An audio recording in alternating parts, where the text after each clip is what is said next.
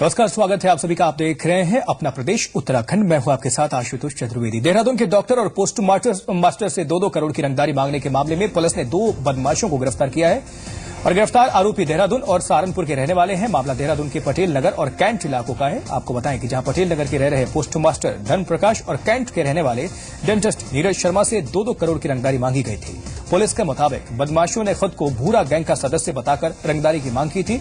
Police पूछताछ में आरोपियों ने बताया है कि उनके करीब 90 लाख रुपए शेयर मार्केट में डूब गए थे, जिसके भुगतान के लिए उन्होंने फिरौती मांगने की योजना बनाई थी।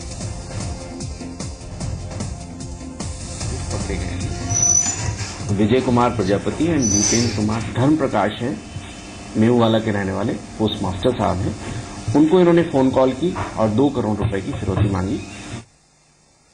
और देहरादून के एक अस्पताल में लगे सीसीटीवी कैमरे में एक ऐसी तस्वीर यहां पर कैद हो गई जिसे देखकर यकीन करना थोड़ा मुश्किल होता है, क्योंकि एक मां ने ही अपने बेटे को ग्लूकोज के इंजेक्शन में जहर मिलाकर दे दिया और इसके साजिश में उसके साथ लड़के के जीजा और फूफा ने भी निभाया, क्योंकि संपत्ति का लालच एक ऐसी खौफनाक साजिश को अंजाम देगा ऐसा किसी ने सोचा भी नहीं था। हालांकि पुलिस ने तीनों आरोपियों को गिरफ्तार कर लिया है।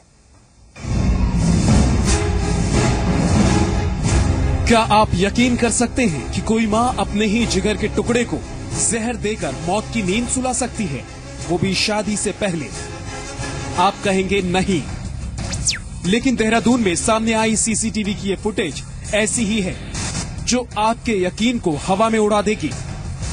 हालांकि तस्वीरें साफ नहीं हैं, लेकिन अस्पताल के बिस्तर पर जिस शख्स को लेटे हुए देख रहे हैं उसका नाम है रोहित। खबरों के मुताबिक 1-2 दिन पहले रोहित की तबीयत अचानक खराब होने पर उसे अस्पताल में भर्ती कराया गया। उसकी तबीयत ठीक भी होने लगी थी, लेकिन अस्पताल से छुट्टी मिलने से पहले ही उसकी मां ने उसके जीजा और फूफा के साथ मिलकर उसे जहर देकर मार डाला। इस मुकदमे में पहले जो पंजीकृत किया गया अपराध, उसके बाद जब इसमें जो पीड़ित था उसकी मृत्यु के पश्चात संबंधित धाराओं की इसमें वृद्धि की गई है और जो भी इसमें अपराध बनता है उसके हिसाब से 3 लोगों की इसमें अरेस्टिंग हुई है और उनके खिलाफ जो है 302, 201 आदि संबंधित धाराओं में जो है वृद्धि की गई है और साक्ष्य संकलन की कार्रवाई इसमें जारी है। पुलिस के मुताबिक रोहित के रिश्तेदारों ने उसके ग्लूकोज में इंजेक्शन से जहर मिला दिया। जहर देने से पहले इन तीनों में से एक ने पहले लाइट बंद कर दी, फिर दूसरे ने जहर मिलाया। मौका वारदात से जहर की शीशी भी बरामद की गई है। मामला सामने आने के बाद पुलिस ने आरोपियों को गिरफ्तार कर लिया है। रोहित की मां और अन्य आरोपियों के खिलाफ हत्या का मामला दर्ज किया गया है। जानकारी के मुताबिक रोहित की हत्या के पीछे की वजह संपत्ति का विवाद है। रोहित की मां और उसके रिश्तेदारों को डर था कि अगर वो ठीक हो गया तो उसे भी हिस्सा देना होगा। इसी डर के चलते उसकी हत्या कर दी गई। सोनू सिंह, जी मीडिया, देहरादून। और श्रीनगर में सहायक अध्यापक की परीक्षा में बड़ी लापरवाही का मामला सामने आया है, जहां परीक्षा में एक सवाल के 2-2 विकल्प दिए गए, तो वहीं कई सवाल ऐसे भी थे जिसके चारों विकल्प ही गलत पाए गए। वहीं रीजनिंग के प्रश्नों में भी खामियां पाई गई, जिससे छात्रों में नाराजगी देखी गई। बता दें कि परीक्षा प्रदेश में 7 साल बाद कराई गई थी। उसमें जो प्रश्न है उसका उत्तर उसमें है ही नहीं, तो देखते हैं उस पर क्या कार्यवाही करता है। क्वेश्चनों में त्रुटियां पाई गई थी, सब्जेक्ट में भी और रीजनिंग के क्वेश्चनों भी। ओवरऑल देखो क्या होता है। उत्तराखंड में मौसम ने एक बार फिर से करवट ले ली है। जहां कई इलाकों में बारिश हुई है तो वहीं ऊंचाई वाले इलाकों में बर्फबारी भी हुई है। हम आपको 4 जगह की तस्वीरें दिखा रहे हैं। पहली तस्वीर राजधानी देहरादून की है, जहां सुबह से ही बादल छाया हुआ है और रुक रुक कर हल्की बारिश भी हो रही है। यहां के तापमान में लगभग 7 डिग्री तक गिरावट दर्ज की गई है। वहीं तीर्थ नगरी ऋषिकेश में भी सुबह से ही बारिश हो रही है। वहीं तीसरी श्रीनगर की ही तस्वीर है, जहां तेज बारिश के साथ ओलावृष्टि हुई है, जिससे एक बार फिर से ठंड बढ़ गई और बारिश के कारण लोगों को दिक्कतें पेश आ रही हैं। रुद्रप्रयाग की बात करें तो केदारनाथ में सुबह से ही बर्फबारी हो रही है। वहीं निचले इलाकों में बारिश और तेज तूफान ने लोगों की मुश्किलें बढ़ा दी हैं। बता दें आपको कि मौसम विभाग ने अगले 36 घंटे तक कई इलाकों में बारिश होने और बर्फबारी होने की बात कही है। जैसा कि हमने पूर्वानुमान दिया था कि 29 और 30 में मौसम में बदलाव आएगा, बदली रहेगी, तापमान में गिरावट होगी और वर्षा होगी और 3500 मीटर के आसपास की चोटियों में हिमपात हो सकता है। तो ठीक बिल्कुल वैसे ही हुआ। आज 29 तारीख को सुबह से आप देख रहे हैं बदली छा गई और वर्षा के 1 या 2 दौर हो चुके हैं। हालांकि कुछ जगहों पे मध्यम है और कुछ जगहों पे हल्की है। फिर 3-4 के आसपास एक पश्चिमी विक्षोभ और दिखाई दे रहा है। फिलहाल हम उसको मॉनिटर कर रहे हैं। उधर पहाड़ों की रानी मसूरी में हुई बारिश से एक बार फिर से ठंड बढ़ गई है। हालांकि बारिश से मौसम और भी सुहावना हो गया है। बदलते मौसम के साथ पर्यटकों की भी आवाजाही जारी है।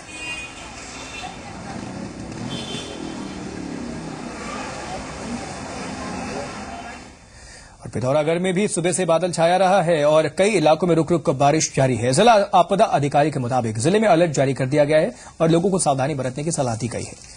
बता दें आपको कि मौसम विभाग ने अगले 36 घंटों तक पहाड़ी इलाकों में बारिश और हिमपात की संभावनाएं जाहिर की हैं। सभी भागों में वर्षा, कुछ भागों ऊंचाई वाले इलाकों में हिमपात और ओलावृष्टि की संभावना भी व्यक्त की गई है। तेज हवाएं चल सकती हैं। इसके मद्देनजर इस सूचना को प्रसारित किया गया है। घने बादल छाए हुए हैं। संभावना भी इस तरह की बन रही है कि हो सकती है वर्षा भी हो सकती है, ओलावृष्टि भी हो सकती है। और अगर इससे कोई क्षति होती है तो राजस्व प्रशासन को कृषकों का सीधे सर्वेक्षण करके उसकी सूचनाएं संकलित करने के लिए भी, फसल क्षति की राहत सहायता देने के लिए भी जो है निर्देश जारी किए गए। और इधर सरोवर नगरी नैनीताल में भी मौसम बदला बदला नजर आया। सुबह से ही बारिश और कोहरा छाया रहा। बदलते मौसम के साथ सैलानियों की आवाजाही जारी है और खुशनुमा मौसम से सैलानी भी बेहद खुश नजर आए। वहीं सैलानियों की बढ़ती तादाद को देखते हुए कारोबारियों के चेहरे भी खिले खिले हैं।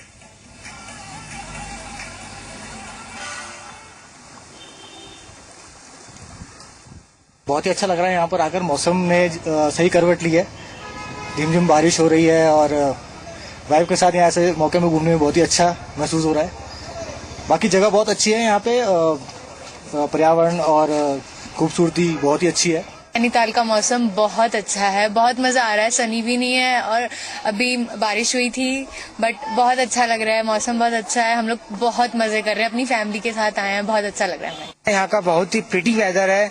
मजा आ रहा है एकदम देखकर। ऐसा लग रहा है कि जैसे हम जन्नत के अंदर घूम रहे हैं। ये हैंग आउट करने के लिए एक बहुत ही बढ़िया जगह है। इससे बढ़िया मेरे ख्याल से कुछ देखा ही नहीं है मैंने आज तक। इतना प्रिटी वेदर है, सारा क्लाउडी हो रहा है, एटमॉस्फेयर बहुत अच्छा है, बारिश हो रही है यहाँ पर, बहुत मजा आ रहा है। पर्यटकों की भारी मात्रा में यहाँ नैनीताल पहुँच रहे हैं और नैनीताल का मौसम आज बहुत सुहाना हो रहा है और बारिश की भी हो रही है। लगता है कि पर्यटकों के नैनीताल आने से मौसम भी खुशनुमा हो गया है। 31 मार्च को बीजेपी का सदस्यता अभियान खत्म होने वाला है और उससे पहले ही बीजेपी सदस्यता के मामले में दुनिया की सबसे बड़ी राजनीतिक पार्टी बन गई है। बीजेपी के सदस्यों की संख्या 8 करोड़ 68 लाख जा पहुंची है। हम लोगों की कोशिश ये रहती है कि जो सदस्य बने वो पुख्ता बने, जिनकी उस हमारी विचारधारा में, कांग्रेस की विचारधारा में, महात्मा गांधी जी की अहिंसा की विचारधारा में जिनका विश्वास हो, हम वो कोशिश करते हैं। हम मिस कॉल करके सदस्य नहीं बनाते। बीजेपी का तो ये है कि भैया आप मिस कॉल दीजिए और उसमें सदस्य बन जाइए।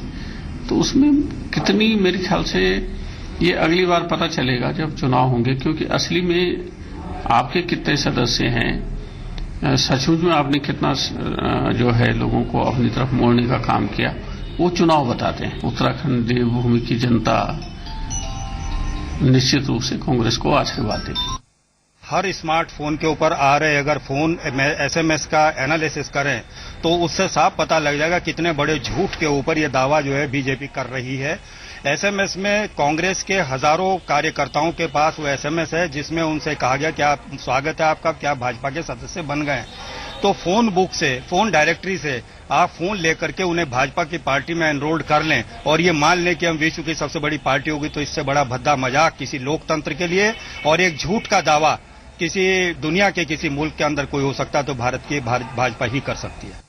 अपने दावे अपने आप ही रखते रहे, उससे कोई फर्क नहीं पड़ता है। तो जो कांग्रेस है वो दुनिया के अंदर सबसे बड़ी आज भी पार्टी है।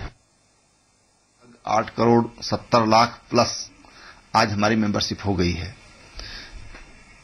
10 करोड़ लक्ष्य हम पूरा करेंगे। कांग्रेस की हालत बहुत खराब है, उनके नेता ही लापता हैं और ऐसे में जब नेतृत्व पर ही अविश्वास हो जाएगा, नेतृत्व ही जब संदिग्ध हो जाएगा, तो ऐसे में जो कार्यकर्ता हैं वो कैसे काम कर पाएंगे, उनकी मनस्थिति का अनुमान लगाना बड़ा आसान हो जाता है। ये बात सच है कि कोई भी नंबर डायल करके और मेंबर बन सकता है, लेकिन उसकी सदस्यता को प्रमाणित करना, उसकी सदस्यता को स्वीकृति देना, ये पार्टी संगठन वहां का तय करेगा कि किसको स्वीकृति देनी है, किसको नहीं देनी है। उत्तराखंड कांग्रेस भी सदस्यता अभियान को लेकर सतर्क हो गई है और उत्तराखंड में कांग्रेस ने सदस्यता अभियान को 1.5 माह के लिए बढ़ा दिया है। साथ ही प्रदेश कांग्रेस के संगठनात्मक संशोधित चुनावी स्वरूप को भी तय कर लिया गया है, जिसके तहत 30 मई से पार्टी जिला कांग्रेस कमेटी, ब्लॉक कमेटी समेत प्रदेश कांग्रेस कमेटी के सदस्यों के चुनाव कराए जाएंगे।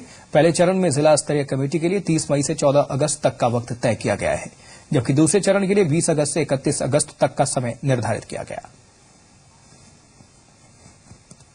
हमारा जो 28 फरवरी तक प्राथमिक सदस्यता का अभियान था, नया जो कार्यक्रम अखिल भारतीय कांग्रेस कमेटी ने बनाया है और जो हमें भेजा गया है, 15 मई तक जो अगले चुनाव में कांग्रेस के सदस्य भाग लेंगे, वो 15 मई तक जो सदस्य बन जाएंगे वो लोग भाग लेंगे और ये 5 चरणों में चुनाव होगा।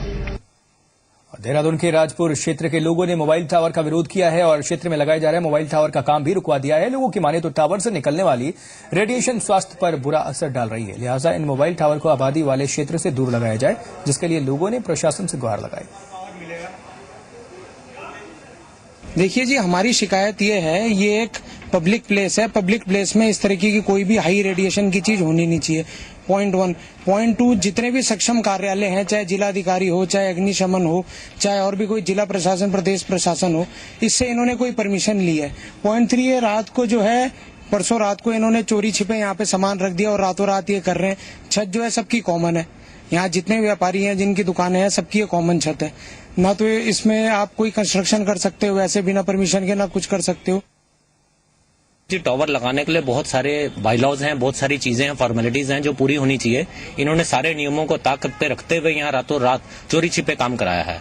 और चाहे किसी भी कंपनी का टावर लग रहा है, ये एक पब्लिक प्लेस है कि बहुत व्यस्तम जगह है और आसपास यहाँ पर सारी शिक्षण संस्थाएं हैं और बहुत सारे लोग यहाँ रहते हैं। इससे दुनिया भर का रेडिएशन होगा, जिससे कई तरह की दिक्कतों का सामना करना पड़ सकता है। उधम सिंह नगर के टांडा जंगल में शिकारियों और वन कर्मियों के बीच जमकर फायरिंग हुई। इस फायरिंग में एक शिकारी के घायल होने की खबर है।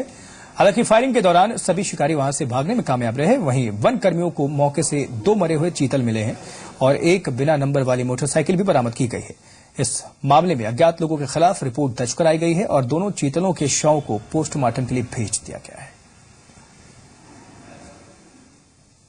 हम लोग टांडा रेंज में जो है रूटीन गश्त पे थे। रात को करीब 3:45 बजे 2 मोटरसाइकिलें जो है जंगल के अंदर से बाहर को आती हुई दिखाई दी। तो जब उन्होंने हमारी मोटरसाइकिल की लाइट देखी तो वो जो है बैक वापस जंगल को चले गए। तो हम उनके पीछे जो है तुरंत हमने भी अपनी मोटरसाइकिल लगा दी। तो आगे जाके जब पीछा करने पर जो है उनको जो है नहीं रुके तो हमने जो है हवाई फायर किया तो वो जो है उनकी 2 राउंड फायर हमारे ऊपर किया। फिर हमने दोबारा फायरिंग की तो वो जो है एक मोटरसाइकिल और बोरा वहीं गिर के जंगल की तरफ भाग गया। 2 मोटरसाइकिलें उनसे आगे भाग गई। तो हमने जो है बाद में रुक के वहां पर बोरे की तलाशी ली तो उसमें जो है 2 मृत चीतल, एक नर एक मादा मिला। और ऋषिकेश के रायवाल क्षेत्र में गुलदार के हमले से एक युवक की मौत हो गई। ये युवक बीते शनिवार से लापता था, जिसका शव जंगल से मिला है। इस घटना के बाद से लोगों में रोष है। लोगों की माने तो बीते कुछ दिनों में इस तरह की घटनाएं लगातार सामने आ रही हैं। लोगों ने प्रशासन से सुरक्षा की मांग की है।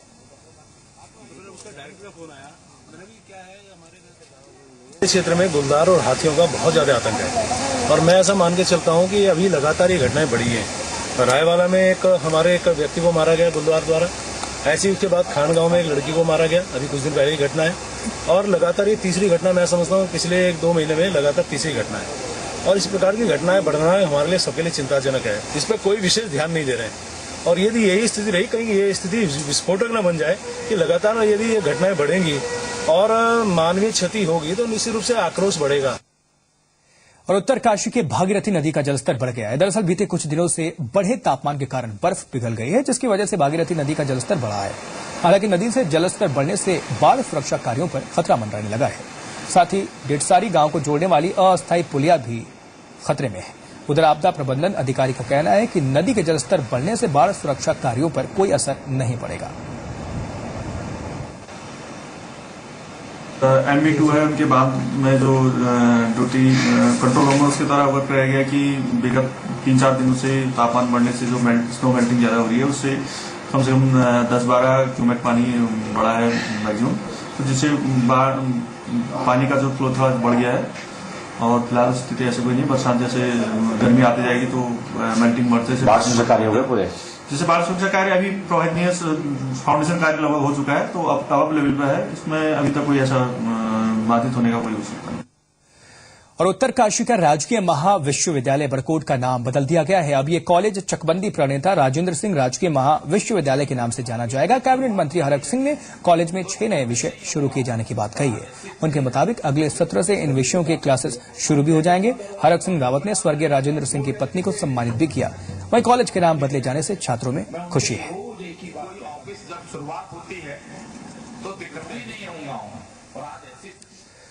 और श्रीनगर में आपदा प्रभावितों को रोजगार दिलाने की कवायद की जा रही है, जिसके लिए जीबी पंत संस्थान ने कालीमठ, सोनप्रयाग, त्रियोगी नारायण और अगस्त मुनि क्षेत्र में स्किल डेवलपमेंट सेंटर खोला है, जिसके जरिए स्थानीय उत्पादों और कृषि से जुड़ी जानकारियां दी जा रही हैं। कोशिश ये है कि जो भी वहां पे युवा वर्ग हैं, बेरोजगार जो लोग हैं, ग्रामीण महिलाएं हैं और भी जो इच्छुक लोग हैं, उनको वहां के संसाधनों के बारे में अच्छे ढंग से बता के कि उनकी क्या क्या और उपयोगिता हो सकती है, जिससे कि वहां के लोगों को जो आज की डेट में काफी उनकी इकोनॉमिक कंडीशन खराब है, वो कैसे उनकी इनकम को हम सुधार सकते हैं और लाइवलीहुड को कैसे इम्प्रूव कर सकते हैं, इन गांवों में हम कार्य कर रहे हैं। और अल्मोड़ा के मनीला में कार्यशाला का आयोजन किया गया, जिसमें 5 देशों के प्रतिनिधि हिस्सा लेंगे। इस कार्यक्रम में आपको बता दें कि शिरकत करने के लिए Italy, Colombia, US, Korea, Canada से प्रतिनिधि रामनगर पहुंचे हैं। और आयोजकों के मुताबिक इस कार्यशाला का उद्देश्य होगा उत्तराखंड की संस्कृति को दूसरे देशों की संस्कृति के साथ साझा करना। भोर नाम की संस्था की तरफ से आयोजित ये कार्यक्रम 1 महीने तक चलेगा।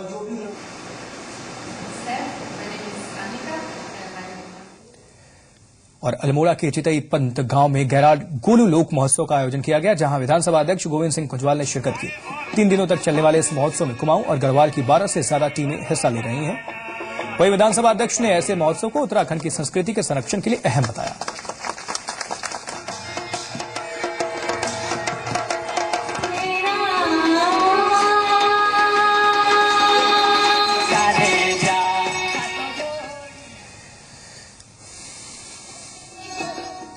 और अब फटाफट खबर एक नजर। ऋषिकेश के पॉलिथीन मुक्त बनाने के लिए हस्ताक्षर अभियान चलाया गया है। यह अभियान त्रिवेणी घाट पर चलाया गया। इस अभियान के जरिए लोगों को जागरूक किया गया।